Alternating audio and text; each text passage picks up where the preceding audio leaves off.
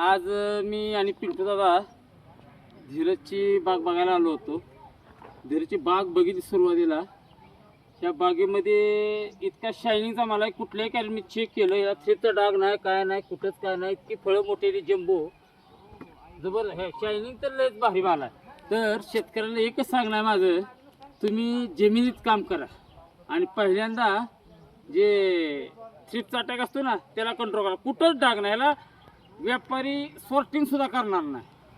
ही आता आपण ही झाडं काढली, धीरज हा धीरज आहे बरं का, हा धीरज पोळ यांची झाडं आहेत ती 4 वर्षाचं झाड आहे.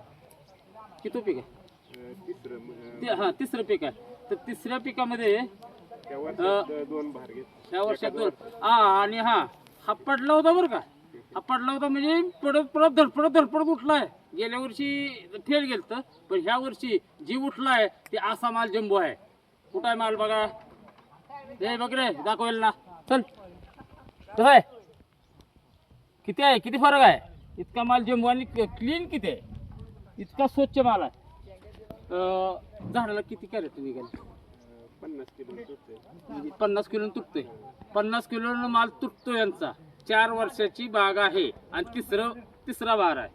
तर असा माल तुम्हाला जर बघायचा असेल पुन्हा शेतकऱ्याला, माझं शेतकऱ्याला असं सांगणं आहे की शेतकऱ्यांनी मराठीमध्ये अभ्यास दौरा केला पाहिजे.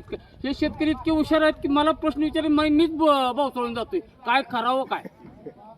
इतके शेतकरी हुशार आहेत. मग मला संध्याकाळी त्याच्यावर अभ्यास करायला लागतो, मग त्याला सांगायला लागते बाबा असं असं कर. शेतकरी लय हुशार, शेतकरी माझ्या पुढचा आहे. तर असा हा आणि ह्याला शिवदास टेलरनी शेतकरी आहेत आमचे, शिवदास टेलर त्यांनी बऱ्यापैकी ह्याला मार्गदर्शन केलेलं आहे. टेलर आहेत काय तर होय, टेलरनी बऱ्यापैकी काम केलं शिवदास टेलरनी. मालकाचं माल अहो किती आहे बघा. औषधं सगळ्या जगात आहे. ती औषध खत तुम्ही वापरताय, सगळे लोक वापरतात, पण त्याला नियोजन पाहिजे ना. कुठल्या टायमिंगला कसं केलं पाहिजे, फवारणी कधी घेतली पाहिजे, पाण्याचं नियोजन कसं केलं पाहिजे, हे शेतकरी असतात ना. कष्ट पाहिजे ना. मग सगळं कुटुंब ह्यात राबते त्याला बरं का. त्याला सॉर्टिंग करायची गरजच नाही, असा भरून नेला तरी चालेल, इतका माल आहे.